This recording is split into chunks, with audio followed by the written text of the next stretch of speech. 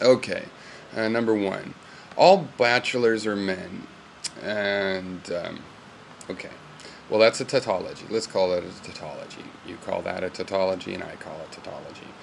Tautologies are not a priori. They're not even prior. And in another section, I'll talk more about being prior. A priori implies that things are prior, doesn't it? That's part of the trick of it, that it's before anything else. You assume it. But tautologies are not even prior, especially this one. All bachelors are men. This relies on our definition, right, of bachelor. It follows from the definition, and that's what makes it a tautology, so I don't think we really are going to debate that. So tautologies are very useful, especially for measuring things. In mathematical tautologies, they make good tools. They're good for comparisons and relating things. But they make a bad metaphysics, okay?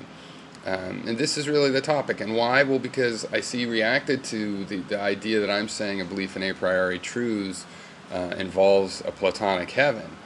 But the reason considering this tautology requires a Platonic heaven is that is the place where the bachelor exists a priori.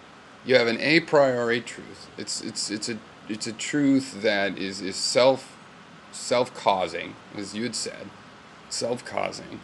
It's an a priori truth. It makes itself true just in its formulation.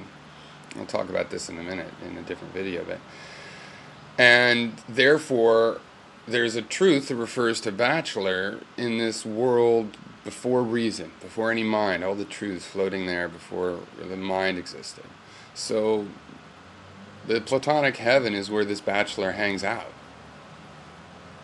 I mean, obviously it's somewhat metaphorical, but I think you can see from the metaphor the kind of argument that's drawn. I could put it more technically.